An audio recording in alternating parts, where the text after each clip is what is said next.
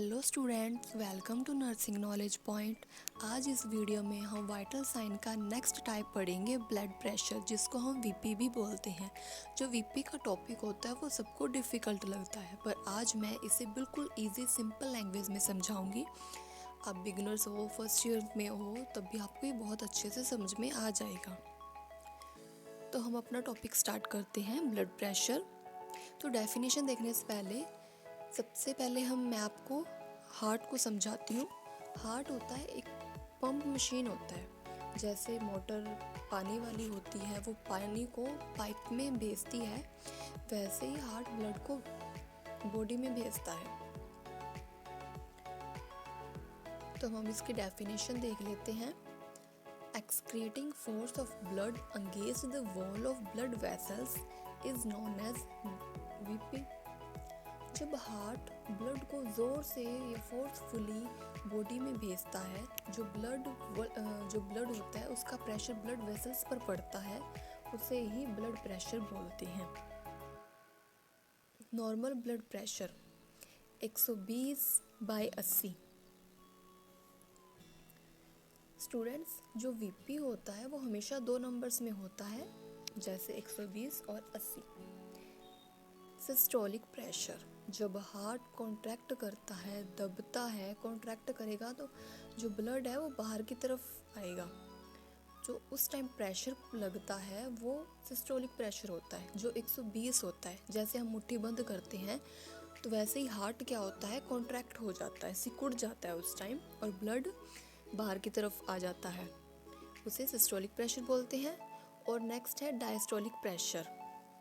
जब heart relax हो जाता है उस टाइम का जो प्रेशर होता है वो डायस्टोलिक प्रेशर होता है, ये 80 होता है। और इस टाइम क्या होता है, जो ब्लड है फिल हो जाता है, मतलब जब रिलैक्स होगा हार्ट तब उस टाइम जो ब्लड होगा वो फिल होने लग जाता है हार्ट के अंदर। आपने जब हार्ट को बीट करते हुए देखा है, जब वो धड़कता है तो वो पहले तो वो कॉन्ट्रैक्ट होता है, मतलब उसमें से ब्लड निकल जाता है। जब वो थोड़ा सा रिलैक्स होता है, ऊपर की तरफ आता है, तब उसके अंदर ब्लड फिल होने लग जाता है, भरने लग जाता है, उसे ही डायस्टोलिक बोलते हैं। अब हम इसको ऐसे समझ सकते हैं, अगर आपको याद नहीं रहता, जो सिस्टोलिक होता है मतलब एस होता है, उसे स्क्वीज मतलब जब वो सिकुड़ता है, स्क्वीज होता है सिकुड़ना। और डायस्टोलिक मतलब डिप्रेस्ड, जब वो रेस्ट पर होता है, रिलैक्स कर रहा होता है, तब आप इसको ऐसे याद कर सकते हो। नेक्स्ट है, जो नॉर्मल होता है वो 120/80 mm ऑफ Hg होता है। जब ये क्या होता है नेक्स्ट, नॉर्मल जो ब्लड प्रेशर होता है वो 120/80 होता है mm ऑफ Hg। ये नॉर्मल होता है, बॉडी के लिए सेफ है। नेक्स्ट है हाइपरटेंशन, 140/90 mm ऑफ Hg। ये हाई वीपी होता है। मतलब क्या होता है, हाई वीपी हार्ट पर एक्स्ट्रा लोड लगता है, स्ट्रोक और हार्ट अटैक के रिस्क हो सकते हैं। नेक्स्ट है हाइपोटेंशन, ये लो वीपी होता है, 90/60 mm ऑफ Hg। इसमें जो ब्लड होता है वो बॉडी को कम मिलता है, और इससे क्या होता है, चक्कर आना, बेहोशी, वीकनेस जैसे पेशेंट को फील होने लग जाता है जब हाइपोटेंशन होता है, वीपी लो होता है। अब हम बात कर लेते हैं ब्लड प्रेशर चेक करने के क्या क्या आर्टिकल्स चाहिए होते हैं। पहला चाहिए होता है स्टेथोस्कोप। इससे हम क्या करते हैं, साउंड सुनते हैं।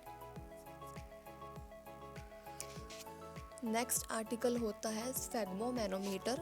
ये वीपी इंस्ट्रूमेंट होता है, वीपी मशीन होती है, जिससे हम ब्लड प्रेशर चेक करते हैं।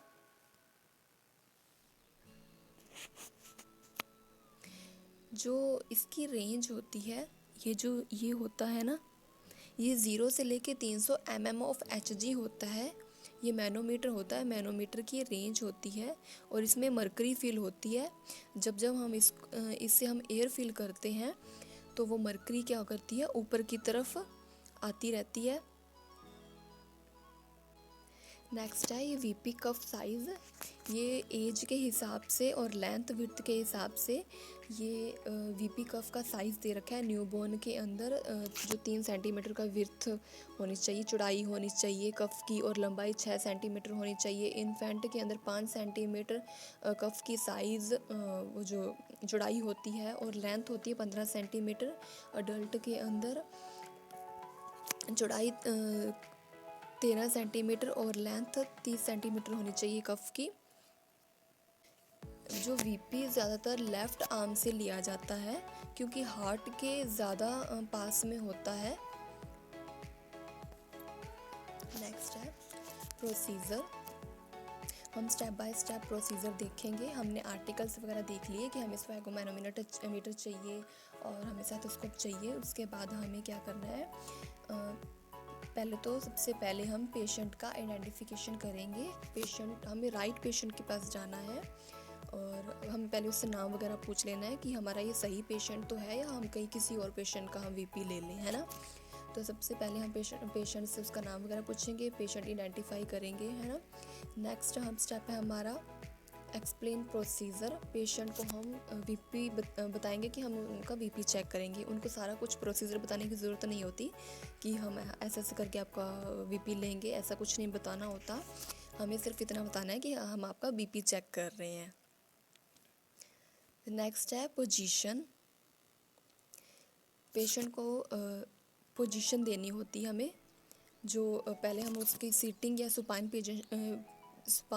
पोजीशन के अंदर हम उसका वीपी ले सकते हैं, पर उसका जो आर्म है वो हार्ट लेवल पर होना चाहिए। पेशेंट थोड़ा रिलैक्स होना चाहिए और हमें पेशेंट से बात नहीं करनी वीपी लेते टाइम। नेक्स्ट है डिफ्लेट वीपी कफ बिफोर अप्लाई। पहले तो क्या करनी होती है, हमें जो वीपी कफ होता है उससे हमें जो एयर थोड़ी बहुत भी कई बार रह जाती है उसको डिफ्लेट कर लेनी है। नेक्स्ट है अप्लाई वीपी कफ अबोव ब्रोंकियल आर्टरी। जो ब्रोंकियल आर्टरी होती है, जो हमारी आर्म पर होती है, अपर आर्म पर होती है, उससे ऊपर की तरह हमें वीपी कफ बांधना होता है। लगभग 2.5 से 4 सेंटीमीटर या फिर 1 से 2 इंच अबोव बांधना होता है। नेक्स्ट है manometer place at I level and 2.5 feet distance from health care provider. जो भी नर्स है, जो भी वीपी चेक कर रहा है, जो मैनोमीटर होता है उसको आई लेवल पर रखना होता है। लगभग 2.5 फीट की दूरी पर रखें। आपको अच्छे से दिखना चाहिए, उसकी रेंज आपको अच्छे से दिखे। फिर चेक मरकरी 0 लेवल। हमें ये देखना है कि जो मरकरी है वो 0 लेवल पर है। कहीं वो थोड़ी बहुत अगर ऊपर नीचे है तो उसे बिल्कुल एयर लिफ्ट करके आप उसको बिल्कुल 0 लेवल पर कर लें। Next step place stethoscope at bronchial artery and start inflate air in BP कफ।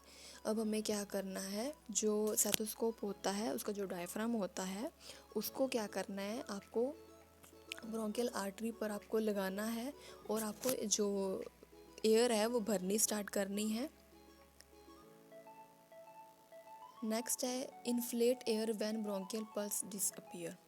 आपको इतनी एयर भर लेनी चाहिए उसके अंदर जब आपको पल्स आपको सुनाई दे रही थी स्टेथोस्कोप के द्वारा, वो जब डिसअपीयर हो जाती है, गायब हो जाती है, सुननी बंद हो जाती है, तब तक आपको लगभग आपको वैसे तो 200 mm ऑफ Hg तक आपको एयर भर लेनी है। मरकरी जब 200 mm ऑफ Hg तक पहुंच जाए तब आपको रुक जाना चाहिए। आपको ज़्यादा एयर नहीं भरनी। फिर आपको क्या करना है, धीरे धीरे slow deflate air from BP cuff. धीरे धीरे आपको एयर है वो डिफ्लेट करनी है, एकदम से आपको डिफ्लेट नहीं करनी, इससे रीडिंग गलत आ सकती है।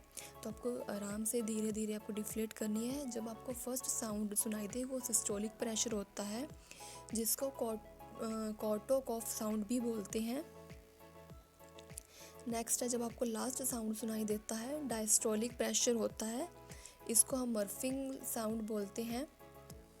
सिस्टोलिक 120 होता है और जो डायस्टोलिक होता है वो 80 होता है, ये तो आपको पता ही है। फिर बाद में आपको क्या करना है, जब आपको ये साउंड सुनाई दे जाए उसके बाद में आपको जो एयर होती है वो निकाल देनी है, डिफ्लेट कर देनी है, वीपी कफ उतार देना है और आपको डॉक्यूमेंटेशन कर लेना है। जो रीडिंग आपकी आई है आपको वो लिख लेना है, डॉक्यूमेंटेशन कर लेना है। तभी जो आपको याद रखना है, if doubt in reading wait for 3 to 5 minute and recheck BP. अगर आपको अगर आपको रीडिंग गलत लग रही है, कुछ डाउट लग रहा है, तो आप 3 से 5 मिनट तक वेट कर सकते हैं और आप दोबारा से चेक करें। If patient came with walking running wait 15 minute then recheck BP. अगर कोई पेशेंट चल के आया है या रनिंग करके आया है तो आपको 15 मिनट के लिए रुक जाना चाहिए, आप उसके बाद में चेक करें वीपी, नहीं तो गलत आ सकती है। Error in procedure, BP cuff tight too narrow and too wide. अगर वीपी कफ बहुत ज़्यादा टाइटली बांध दिया आपने, या फिर बहुत नैरो है वीपी कफ, या फिर बहुत ज़्यादा चौड़ाई है उसकी, ठीक है, चौड़ाई में बांध दिया, तब भी आपका जो रीडिंग है वो गलत आ सकती है, या फिर लो वीपी बताएगा या हाई वीपी बताएगा।